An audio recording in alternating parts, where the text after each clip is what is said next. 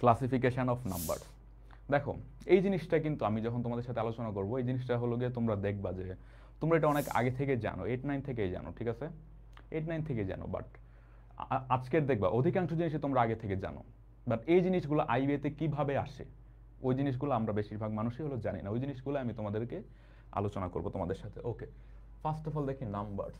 এই নাম্বারসটার আমি যদি ক্লাসিফিকেশন করতে চাই, একদম প্রথমেই যেই দুইটা ভাগ আসে এর মধ্যে একটা নাম্বার হলো গিয়ে রিয়েল নাম্বারস, আর একটা নাম্বার হলো ইমাজিনারি নাম্বারস। একটা হলো গিয়ে বাস্তব সংখ্যা, আর একটা হলো গিয়ে কাল্পনিক সংখ্যা। দেন হলো গিয়ে বাস্তব সংখ্যাটাকে আমি যদি আবার ভাগ করি, আমি দেখতে পাই বাস্তব সংখ্যা দুই প্রকার। একটা হলো গিয়ে রেশনাল নাম্বার, যেটাকে বাংলায় বলা হয় মূলদ সংখ্যা,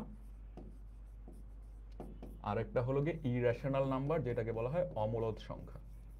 ইরেশনাল, যেটাকে বলা হয় মূলদ সংখ্যা। আমরা কি জানি, মূলদ সংখ্যা হলো যেই সংখ্যাটাকে পি বাই কিউ আকারে প্রকাশ করা যায় বা একটা ভগ্নাংশ আকারে প্রকাশ করা যায়, ওইটাকে বলা হয় মূলদ সংখ্যা। আর ইরেশনাল মানে হলো যেটাকে পি বাই কিউ আকারে প্রকাশ করা যায় না, সেটাকে বলা হয় অমূলদ সংখ্যা। আমাদের আইবিএ পরীক্ষার যত আলোচনা সবকিছু হলো এই যে ট্রিটা আমি আঁকবো এইখান থেকে শুরু হবে, রেশনাল নাম্বার থেকে শুরু হয়ে, ঠিক আছে, এই দিকে যা যা থাকবে এইসব কিছু নিয়ে আমাদের আইবিএর আলোচনা। আমাদের আইবিএর আলোচনাতে ইমাজিনারি নাম্বার নাই, ইরেশনাল নাম্বার নাই।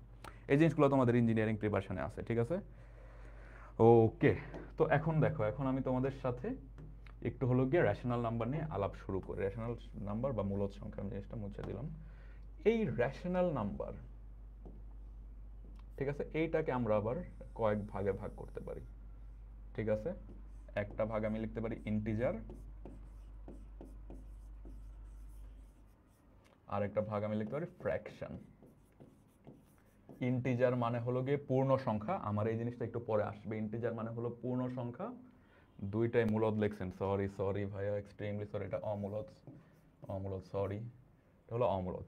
আর এটা হলো গিয়ে ভগ্নাংশ। এই জিনিসগুলো আমাদের আইবি এর জন্য most important things, most important things. এখন দেখো ইন্টিজারকে আমি আবার কয় ভাগে ভাগ করতে পারি। ইন্টিজার, ইন্টিজার বা এটাকে বলা হয় গিয়ে হোল নাম্বার, ঠিক আছে, হোল নাম্বার। দেখো ইন্টিজারকে আমি আবার দুই ভাগে ভাগ করতে পারি। এক ভাগ হলো গিয়ে ন্যাচারাল নাম্বার, আর এক ভাগ হলো গিয়ে নেগেটিভ নাম্বার, নেগেটিভ নাম্বার। আচ্ছা, আমার যদি কোনো স্পেলিং মিস্টেক হয় তোমরা গিয়ে কমেন্টে আমাকে হলো গিয়ে জানায় দিও, ঠিক আছে? ওকে, এখন দেখো ন্যাচারাল নাম্বার জিনিসটা কি। এই জিনিসটা হলো যেই জিনিসগুলোকে আমরা কাউন্ট করতে পারি, ঠিক আছে, বাস্তব জীবনে হলো গিয়ে কাউন্ট করতে পারি, এই জিনিসগুলো হলো ন্যাচারাল নাম্বার। আর এই দেখো, আর নেগেটিভ জিনিসগুলোকে তো আমরা হলো গিয়ে রিয়েল লাইফে কাউন্ট করতে পারি না। যেমন আমি তো গিয়ে বলতে পারি না যে আমার কাছে -5টা আপেল আছে। এই জিনিসটা তো আমরা কখনো হলো গিয়ে রিয়েল লাইফের সাথে অ্যাপ্লিকেবল না, ঠিক আছে? ওকে, একজন লিখছে বাংলাতেও বলেন ভাই, আমি তো কি বাংলাতেই বলতেছি। আচ্ছা, অসুবিধা নাই, এই জিনিসগুলোর ইংলিশ যে মানে ওয়ার্ডের মিনিং এই স্লাইডে আমি আলোচনা করব, কোনো সমস্যা নেই, ঠিক আছে? তারপর দেখো আমার হলো গিয়ে ন্যাচারাল নাম্বার আবার দুই ভাগে বিভক্ত। একটাকে বলা হয় জিরো, আর একটাকে বলা হয় পজিটিভ, ঠিক আছে? এই যে তাহলে দেখো আমার জিরো, পজিটিভ, নেগেটিভ প্রত্যেকটা জিনিস আমার আইসা পড়লো। তারপর দেখো ফ্র্যাকশনকে আমরা আবার তিন ভাগে ভাগ করতে পারি, ঠিক আছে? ফ্র্যাকশন হলো ভগ্নাংশ, ভগ্নাংশকে আমরা তিন ভাগে ভাগ করতে পারি। একটাকে বলা হয় প্রপার ফ্র্যাকশন, প্রপার ফ্র্যাকশন বা প্রকৃত ভগ্নাংশ। এটা কি, প্রকৃত ভগ্নাংশ হলো যেখানে উপরেরটা ছোট থাকে নিচেরটা বড় থাকে। আমি হলো গিয়ে নিউমারেটর, ডিনোমিনেটর এইসব এইসব ওয়ার্ড এখন ইউজ করতেছি না, এইসব ওয়ার্ড ওই চ্যাপ্টার যখন আসবে তখন ইউজ করব। তারপর হলো ইমপ্রপার, ইমপ্রপারের বাংলা হলো অপ্রকৃত ভগ্নাংশ, যেই ভগ্নাংশে উপরেরটা বড় থাকে নিচেরটা ছোট থাকে। আরেক প্রকার ভগ্নাংশ হলো মিক্সড ভগ্নাংশ, যেটাকে আমরা মিশ্র ভগ্নাংশ বলি, যেখানে একটা থাকে হলো গিয়ে ফুল নাম্বার, এর সাথে আরেকটা থাকে প্রপার ফ্র্যাকশন, ঠিক আছে? এই জিনিসটা একটু সবাই দেখো, আমি এমন কোনো জিনিসই আলোচনা করি নাই তোমাদের হলো গিয়ে যে জিনিসটা তোমরা আগে থেকে জানতো না। এটা একটু তোমরা সবাই খাতায় ওঠানোর চেষ্টা করো, অথবা তোমরা যদি ইনস্ট্যান্টলি খাতায় হলো গিয়ে না উঠাইতে পারো, নো প্রবলেম, আমি স্লাইড দিয়ে দিব ক্লাসের পরে, কোনো সমস্যা নেই। আই হোপ এইখানে তোমাদের কারো কোনো প্রবলেম নাই, আই হোপ এখানে তোমাদের কারো কোনো প্রবলেম নাই, ঠিক আছে? আচ্ছা, আমি কিন্তু তোমাদের স্পট কুইজও নিব অনেক, ঠিক আছে? সাপোজ আমি 3-4টা অঙ্ক করাবো, ঠিক ঠিক আছে, তোমরা হলো গিয়ে ধরো স্লাইডে লেখা থাকবে যে কোনটা স্পট কুইজ। ওকে, ঠিক আছে। তো দেখো এখন এই ইম্পর্টেন্ট যে কয়েকটা ইংলিশ ওয়ার্ড, এই ইংলিশ ওয়ার্ডগুলো আমাদের এই চ্যাপ্টারটার ক্ষেত্রে কাজে লাগে। ঠিক আছে, এই চ্যাপ্টারটার ক্ষেত্রে কাজে লাগে, অথবা আজকের দিনে আমি যা যা আলোচনা করবো ওইখানে আমার লাগবে। এরকম দেখো, আমি যদি এখন তোমাদের আইবিএ প্রিপারেশনের জন্য যতগুলো নিউ ওয়ার্ড লাগে, প্রায় 50-60টা নিউ ওয়ার্ড যদি আমি একবারে না হলো গিয়ে আলোচনা করে দিই, ওই জিনিসটা কিন্তু ধরো তোমার জন্য তেমন হলো গিয়ে বেশি কি বলে, জিনিসটা হলো গিয়ে মনে করো ধরো গিয়ে 50টার মধ্যে গিয়ে 10টা মনে থাকলো, বাকি 40টা ভুলে যাও। এর চেয়ে আজকের দিনে আমি যেই জিনিসগুলো আলোচনা করবো ওই জিনিসগুলো নিয়ে আমি হলো গিয়ে আজকের যে স্লাইডে দেখাবো। এরপরের ক্লাসে আমার জন্য যেই যে নিউ ইংলিশ ওয়ার্ড আসবে এইগুলো আমি এরপরের ক্লাস যখন আমি হলো গিয়ে স্টার্ট করবো ওই টাইমে তোমাদের সাথে ইংলিশ ওয়ার্ডগুলো হলো আলোচনা করে নেব। এই ক্ষেত্রে তোমাদের জন্য এই বিষয়টা বেশি ইফেক্টিভ হবে। ডান লিখতেছে সবাই, ঠিক আছে। জারিফ সাদমান লিখছে ডান, রোমান আফরোজ লিখছে ডান ভাইয়া, ঠিক আছে, ভেরি গুড। ওকে, সো দেখো ইন্টিজার, ইন্টিজার মানে হলো গিয়ে হোল নাম্বার বা পূর্ণ সংখ্যা। ইন্টিজার মানে হলো হোল নাম্বার। এক্সাম্পল কি হইতে পারে 1, 2, 500, 1000, এইগুলো হলো আমার ইন্টিজার। তারপর হলো গিয়ে কনজিকিউটিভ নাম্বার, এটাকে বলা হয় ক্রমিক সংখ্যা, কনজিকিউটিভ নাম্বার। আর কনজিকিউটিভ অর্থটা, শব্দটার অর্থ কি বলতো, একটার পর একটা আসে, যেরকম এরকম, তাই না? সো এটার এক্সাম্পল কি হইতে পারে, ক্রমিক সংখ্যার এক্সাম্পল কি, একটার পর একটা আসতে থাকে যে জিনিসগুলো, একটার পর একটা আসতে থাকে, হতে পারে 1, 2, 3 ডট ডট ডট। আরো একটা উদাহরণ দাও, কি হতে পারে 50, 51, 52 ডট ডট ডট ডট। ঠিক আছে, এইগুলা হলো কি, এগুলা হলো কনজিকিউটিভ নাম্বারস। এরপরে যে শব্দটা আমি তোমাদের সাথে বলতে চাই, অ্যাডিশন বা সামেশন। তোমরা অনেকেই জানো এটার দ্বারা বোঝায় যোগ, এটার দ্বারা বোঝায় যোগ। সাবস্ট্রাকশন তোমরা অনেকেই জানো, সরি, সাবস্ট্রাকশন না, সাবট্রাকশন, এটাকে বলা হয় বিয়োগ। মাল্টিপ্লিকেশন আমরা অনেকেই জানি গুণ। ডিভি, হ্যাঁ। এখন দেখো হলো গিয়ে প্রোডাক্ট, এটা মানে কি, প্রোডাক্ট মানে হলো গিয়ে, প্রোডাক্ট মানে হলো গিয়ে গুণফল। আমরা মাল্টিপ্লিকেশন করে যে অ্যান্সারটা পাই সেটাকে বলা হয় প্রোডাক্ট। প্রোডাক্ট মানে হলো গুণফল। ওকে, ভেরি গুড। হ্যাঁ, অনেকেই হলো গিয়ে কমেন্টে লিখতেছো ভাইয়া প্রাইম নাম্বার আজকে শেখাবেন না, আজকে না আগামীকালকে শেখাবো। ডিভিশন মানে হলো ভাগ। ঠিক আছে, এখন এই 4টা ওয়ার্ড খুবই আনকমন, এই 4টা ওয়ার্ড আমার হলো গিয়ে শিখতে অনেকদিন লাগছে। একটু অ্যাটেনশন দাও সবাই, আমি একটু এইদিকে চলে যেতেছি। কোশেন্ট মানে হলো গিয়ে ভাগফল। আমি কিন্তু একটু পর থেকে ধরো বাংলা ওয়ার্ডগুলো আর হলো বলবো না, আমি কিন্তু একটু পর থেকে ইংলিশ ওয়ার্ডগুলাই বলবো। তোমরা আইবিএ তে এক্সাম দিবা, ইংলিশের সাথে তোমাদের মনে করো যে গিয়ে হ্যাবিচুয়েটেড হইতে হবে। বাট এটা তো আমি অবশ্যই জানি যে এই জিনিসটা একদিনে সম্ভব না, অনেক দিন লাগবে। আমি ওরকম আস্তে আস্তে করেই তোমাদেরকে হলো ইংলিশের সাথে জিনিসগুলোর সাথে হলো গিয়ে ইউজ টু করাবো। তারপর হলো গিয়ে রিমাইন্ডার, এটাকে বলা হয় ভাগ শেষ। ডিভিডেন্ড, এটা হলো ভাজ্য। হ্যাঁ, এখন আবার তোমরা অনেকেই প্রশ্ন করতে পারো যে ভাইয়া ভাজ্য কোনটা, ভাজক কোনটা, এগুলো চিনি না, এগুলো মনে হয় একজন লিখছে ভাগফল, ভেরি গুড। ওকে, ডিভিজার হলো ভাজক। এই জিনিসগুলো মনে রাখার জন্য আমি তোমাদের এখানে জাস্ট একটা সিম্পল স্ট্রাকচার দিয়ে দিতেছি, তাহলে তোমাদের মনে রাখবে। দেখো আমরা কি ভাগ কি আমরা নর্মালি এরকম ভাবে করি না, ঠিক আছে, ভাজ্য ভাজক ভাগশেষ, ঠিক আছে। হ্যাঁ, তাসিন সুলতান লিখতেছে as an English version student I feel like I am in a parallel universe. Jahan Tanisha, হ্যাঁ ঠিক আছে, আই, ঠিক আছে, আমি অবশ্যই বুঝতে পারতেছি তুমি যেটা লিখছো ওইটার সাথে আই। সো বাট এখন দেখো এই ক্লাসে কিন্তু অনেক ইংলিশ মিডিয়াম স্টুডেন্টও আছে, বাংলা মিডিয়াম স্টুডেন্ট আছে। তো তোমরা যারা ইংলিশ মিডিয়ামের স্টুডেন্ট তোমরা হলো গিয়ে বাংলাগুলো তোমরা ধরো না জানলেও চলবে, ঠিক আছে। বাট অনেকে আছে হলো গিয়ে বাংলা মিডিয়ামের স্টুডেন্ট, ঠিক আছে। সো ওই স্টুডেন্টগুলোর জন্য কিন্তু এই জিনিসগুলো আবার হলো গিয়ে প্যারালাল ইউনিভার্স। সো আমার তো একসাথে দুইটা ইউনিভার্সকে আমার একসাথে আনতে হবে, English medium, Bangla medium, arts, commerce, science, প্রত্যেকটা ইউনিভার্সকে নিয়ে তো আমার একসাথে যাইতে হবে, তাই না? সো এই জন্যই ধরো তোমরা যদি এই জিনিসটা আগে থেকে গিয়ে জানো, যারা ইংলিশ ভার্সন আছো, তোমাদের এইগুলো হলো গিয়ে না জানলেও চলবে। ভাজ্যকে ভাজলে ভাগফল পাওয়া যায়, ইয়াসিন বিন আরাফাত।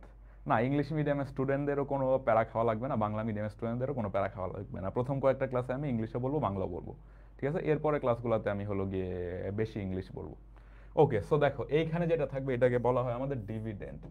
যে জিনিসটা মাঝখানে থাকবে এটাকে বলা ডিভিডেন্ড। যেটা দিয়ে আমরা ভাগ করি সেটাকে বলা হয় ডিভিজর।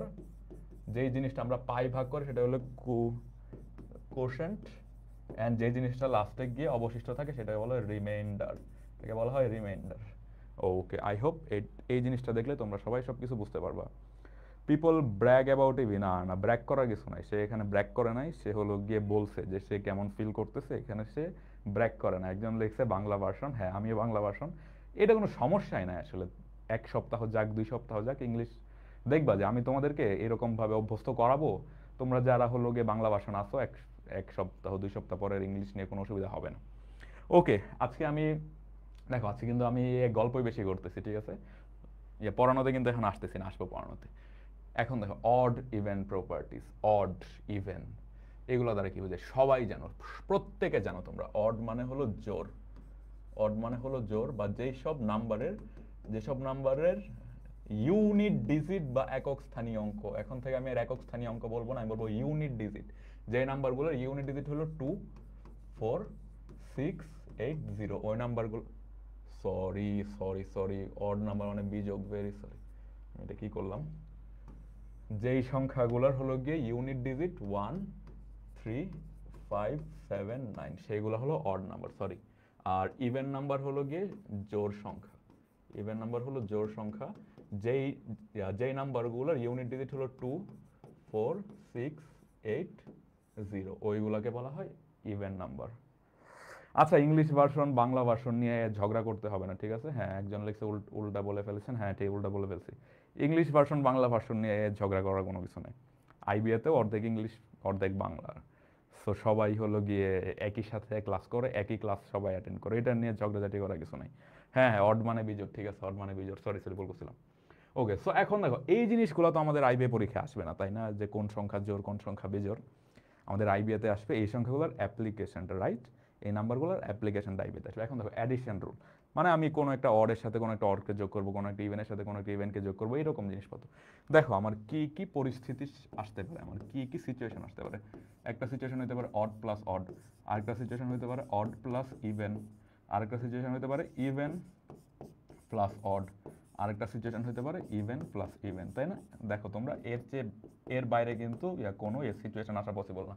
দেখো আমাদের আইবিএ পরীক্ষায় এইগুলো আসবে না, যে অডের সাথে অড যোগ করলে কি হয়, এইগুলো আসবে না, ঠিক আছে। বাট আমি তোমাদের আইবিএল লেভেলে হলো গিয়ে নিয়ে যাওয়ার আগে তো একটু বেসিক আলোচনা করতে হবে।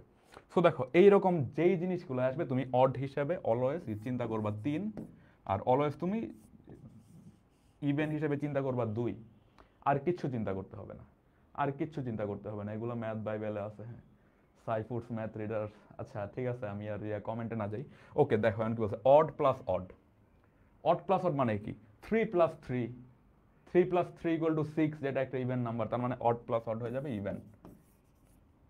অড প্লাস ইভেন, অড আমি ধরবো 3, ইভেন আমি ধরবো 2, 2 প্লাস 3 সমান 5, যেটা একটা অড নাম্বার, তার মানে আমার অড প্লাস ইভেনও হবে অড নাম্বার।